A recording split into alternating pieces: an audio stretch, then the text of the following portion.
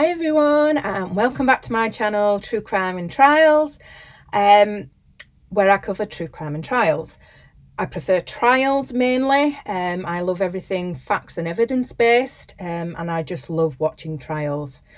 So the next video in the Jodi Arias trial is the defence's opening statement. Now, I've been looking forward to this one. I saw she had a female defense lawyer, so I was interested to see how this was going to go. So she says there's no question that Jodi killed Travis, but what would have forced Jodi to kill him? She loved Travis, so what on earth could have happened? So Jodi's lawyer is called Jennifer Wilmot. So she says that yes, Jodi lied, but this was because she was scared. She was scared about what had happened and was scared about what she had done. She then explains that Jodi is an articulate and bright young woman who was a very talented artist and photographer. But most of all, Jodi loved Travis, so what could have possibly happened on the day she killed Travis? So Jennifer goes back to just before Jodi met Travis.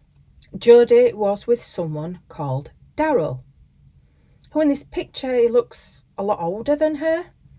She was with him for 4 years when she went to a convention where she met Travis, who at one point, he tried to kiss her. She stopped him and reminded him she had a boyfriend. But they did talk a lot in that time, and she learned he was a Mormon, and this really interested Jodi. So after the convention, they continued to talk on the phone, etc.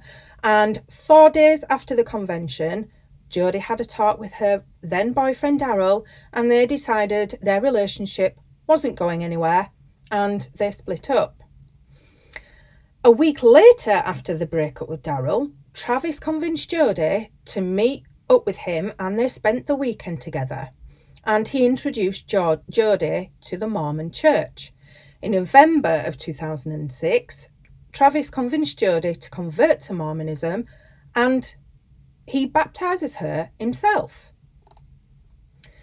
So Travis was a temple member of the Mormon church, which is one of the highest ranks you can get in the Mormon church, or maybe one of the highest, which meant that he had to live a worthy life, which means it's someone that lives without alcohol, without tobacco, no tea or coffee, but most importantly, no sex before marriage of any kind. Bear that in mind. Jodi and Travis took many trips together. These trips were for the church. There were also special places, and then just your average trips together as a couple. And it did appear that they were in a happy and loving relationship, as you can see by the photograph.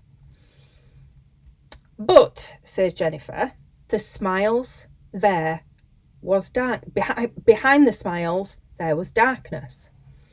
Jodi was Travis's dirty little secret. From the moment he met Jodi, he was constantly pushing her to have sex with him, and it did happen the first meetup they had. He convinced her, telling her that oral sex isn't as much of a sin as vaginal sex. The same with anal sex. He convinced her to do that for the same reason.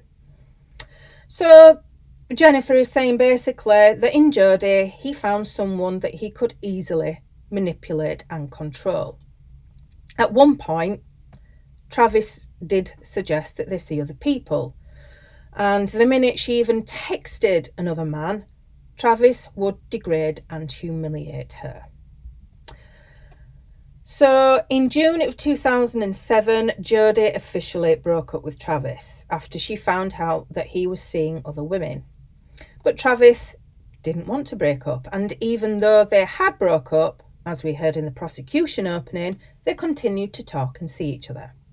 They then met up again, And he was so nice to Jodi that she moved to Arizona to be near him, and she moved in with some girls which she had met at the Mormon church. Then Travis began his degrading comments and called her a stalker and crazy to his friends. So obviously, as I said before, the defence's angle is domestic violence. So Jodi moved back to California, but Travis wasn't ready to let her go. He continued to call her, text her, email her, and Travis knew that if he was nice to her, he could pull her back in. Even though they didn't see each other from April 2008 until June of 2008, they had phone sex. In this phone call, Travis talks about his fantasies of tying Jodi to a tree and putting it in her ass all the way. Look. And then, on this phone sex phone call, when Jodi pretends to climax on this phone call, Travis tells her that she sounds like a 12-year-old girl who is having an orgasm for the first time. And then he actually says, it's hot, it's so hot. If that's true, that's gross. So, what did drive Jodi to kill Travis? It was his continuous abuse. On that day, Jodi believed he was going to kill her. He had threatened to kill her. So the day they had sex, he wanted to tie her up, which he had done before.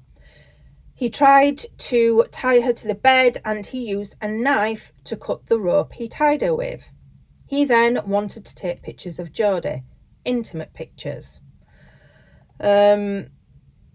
which they show a couple in court,